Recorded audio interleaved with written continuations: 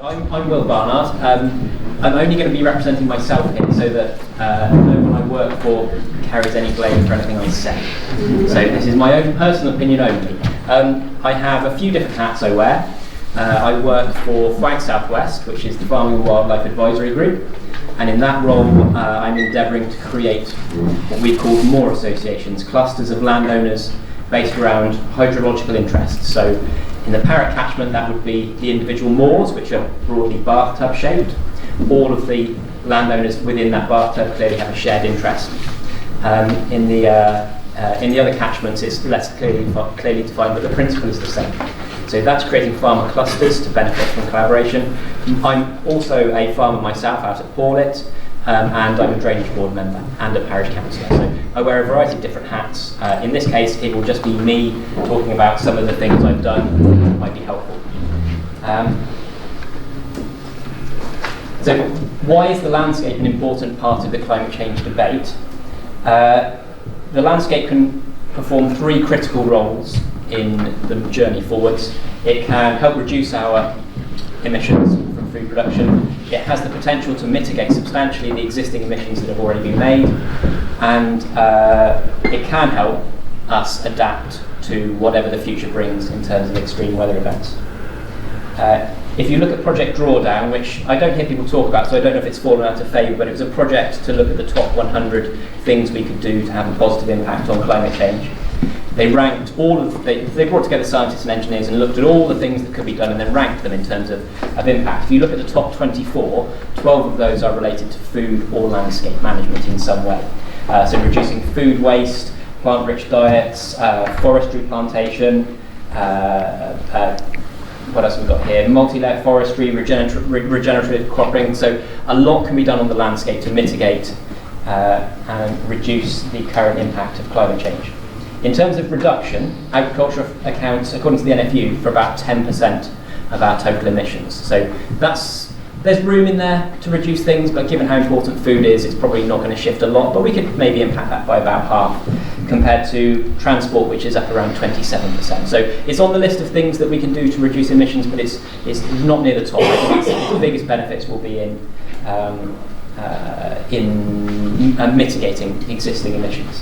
The two primary sources of emissions are livestock and soil organic matter loss. Those are the two things that are really kicking out a lot of CO2 and methane.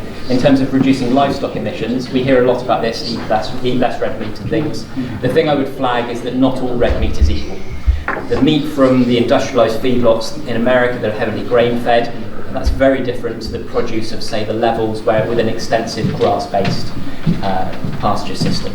The meat there is eating food that we couldn't benefit from ourselves anyway. None of us can eat or digest the rough grass matter that the levels can grow. We're not ever going to use it for carrots or potatoes. It's peat. It's it would emit too much CO2 if we could plough that up. So these animals are walking around making use of vegetative matter that we couldn't benefit from ourselves and are producing red meat that we can consume. So the cattle's diet is absolutely critical in that context. Lots of lovely photos of feedlots, which I'm hoping you lot will go and have a Google of because they're absolutely shocking. Some nice photos of some cows. In the UK, about 70% of our meat production comes from grass. So we're already heading in the right direction. We grow amazing grass in this country. It's wet and damp and we will moan about it, but it makes this wonderful crop that the cattle can eat and the sheep can eat. 65% of UK farmland is best suited for growing grass for animals to eat. That's the main thing it will do. It's not really ever going to be repurposed to do anything else. We have to find something to do with that to feed ourselves. So grazing animals might be a really important part of that solution. I helped set up something called the Pasture-Fed Livestock Association, which was an attempt to create a consumer brand to identify food from these kind of pastoral systems. So if you're interested in that, go and Google the PFLA. Sorry, Will, can you speak up? Yeah, sorry, I'll move the mic. So the PFLA is an organisation that's been set up to represent grass-based producers that only graze livestock on grass. They've got a whole suite of standards so that you can be confident when you buy it, you are buying grass-fed, environmentally neutral, maybe positive food, but it was set up to encourage consumers to have confidence in that system. So I'd encourage you to go and look up the PFLA. In terms of reducing emissions from soil organic matter, the composition of soil is hugely varied depending on where you are. We have very unusual soil here in the peat moors in that they are 100% organic matter. That's a huge store of carbon. If we were to allow that to become atmospheric carbon, it would have a huge detrimental impact on everything. It's an incredibly complicated and nuanced system based on bacterial and fungal interactions that we have no idea about. It's an ecosystem in its own right within the soil. We have very little understanding of how it really works. We're just starting to scratch the surface of it. So the one thing that I am fairly confident in is that full inversion of soil, so ploughing and cultivation, is one of those things that destroys that network. So you're looking for permanent crops that sit on the ground without disturbance to maintain your soil organic structure. And that's where the grass comes into play. No, can't do that. Lovely pictures of ploughing, minimum tillage and direct drilling. If you're looking at whole farm systems to try and appraise how much emissions are coming out of the food you eat, it's an incredibly complicated and nuanced thing. There are multiple layers where emissions can be sequestered or emitted. I don't understand it, I don't think anyone really does. But be aware that it is a really important thing for us to get to grips with, and we should be helping farmers to understand these cycles and the pressure points, things they can change, things they can impact. There's a lovely picture of 7 different pivot points in just a single farming system. The animals, the feeding, the housing, the manure storage, the manure application, the soil, every part of that has a piece to play in the whole picture. Then we come on to something that I think is quite interesting, is the mitigation of emissions, so the capturing of carbon in the soil. So people talk about forestry as an option. There are a few different systems. It's all very new. No one really understands it particularly well, but people are looking at sequestering carbon in forestry, in the peat bogs, taking depleted arable soil that's had its organic matter used up by years and years of ploughing, and rebuilding organic matter in that as a way of sequestering carbon, and it's a huge resource. The density of carbon in soil is very high because it's a solid structure, so you can extract huge amounts of atmospheric carbon if we were to repurpose the way our farming systems work. So that's something that we all need to be aware of and consider. But again, it's nuanced. There are lots of subtleties in it. Planting trees on peat bog is probably not ideal. You can do a lot of damage through that, but it may instinctively feel that it's the right way to progress. Lots of pictures of peat bogs. Adaptation. So what can the landscape do to help us all adapt? That's where Emma's project and Dawn's project and mine come together. We're looking at how the Somerset levels and moors can adapt to face challenges in the future. It can protect our countryside, protect our people and our biodiversity. Protecting our landscape. So the landscape around us is at risk of excessive heat, loss of natural resources, drought, extra rain, new pests and flooding. All those things are likely to come together on the Somerset levels and moors and put huge pressure on that system. So which comes on to my day job, collaboration, which is what you've asked me to talk about. So the reason I got into this is because I don't know, hands up who is involved in kind of landscape management or farming or has a history of it here. So we've got a fair few of you. The levels and moors, which is where the focus of our work is a really fascinating landscape in that historically the farms are based on the hills and would move down to the flat land, the floodplain, for grazing in the summer only, which meant that farmers didn't need to aggregate land in that space. The farm said where the home farm was, if fields cropped up to buy, you would buy them. You would bolt onto your existing farm structure and grow and grow and grow. Down on the levels, you were bussing your cattle in and out in summer anyway. It doesn't really matter where they are. So there was no driving force to aggregate land.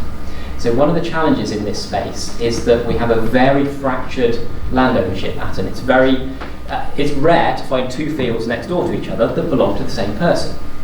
Which means if you're looking at large-scale project delivery, as we are, so either floodwater storage or carbon capture or biodiversity, you need to find some mechanism that allows 30 to 40 farmers and landowners to reach consensus, which back to those farmers again, what do you reckon the chance is of putting 40 farmers in a room and getting one answer out? Yeah. We all know how difficult it is to find common ground with neighbours when you have a shared history of 200 years of throwing rocks at each other over fences. So the heart of my project is to find structures that allow these groups to come together and collaborate to deliver ecosystem services that will allow us all to benefit. An example would be floodwater storage. So if you want that moor to act as floodwater storage, say for example Curry Moor, that stores a lot of the runoff from Taunton to delay it before it gets to Bridgewater. That's a critical piece of infrastructure on which we are all dependent, or at least those of us who live on high ground. Without that, the towns are in jeopardy. So you need to find a system that allows those landowners to come together and agree to deliver that service, which is where our Moor Association have developed. I've got to skip so much of this, sorry. So we started at Westmoor. It's a triple SI, quite near here actually, isn't it? Westmoor, on the edge. Sorry, what's a triple SI? What's a triple SI? Good, so Natural England. I'm going to mention that to your boss that you didn't find it. Sorry. Triple SI, so yeah. So that's a site of special scientific interest. It's an arbitrary line on a map that some scientists decided meant there was some interesting wildlife in that space. So near here is a moor called Westmoor. Again, it's a basin. It inundates with water in winter, drains down in spring, and is grazing for cattle in summer. Westmoor has an interesting issue in that over time the landowners have drifted away from agriculture. Agriculture is getting increasingly difficult. I stepped away from active farming about 10 years ago because it's just so massively draining and there is so little reward in it. And that's happened all across the levels and moors. And Westmoor is one moor where a lot of farmers they've retained ownership of the land, but they've moved on to other things. So we created a structure whereby all the landowners could come together once or twice a year to come and discuss that moor as a group, plan. In the end, it became a little bit like this group. It became a networking opportunity whereby neighbours, previously farming neighbours who rubbed shoulders with each other on a daily basis, but no longer meet, could come together and gossip and share and plan. And they found huge value in just coming together twice a year to reconnect the community and understand their shared interests and plan for the future. And we've taken that concept and we've rolled it out to other moors. So we're now working on Westmoor, Curry Moor, Paul at Hand, Moorlinch, Teelham and Tatham, and Allamore. Each of those has a farmer and landowner cluster. Each has a different approach because each moor is slightly different. Some are coming together to form a company to deliver ecosystem services, so floodwater storage. They've created a limited liability company to carry that risk and then to gather the contracts that will allow them to be paid for storing the water and then distribute that money downwards. Others are just a casual, twice a year in a pub and meet and get together.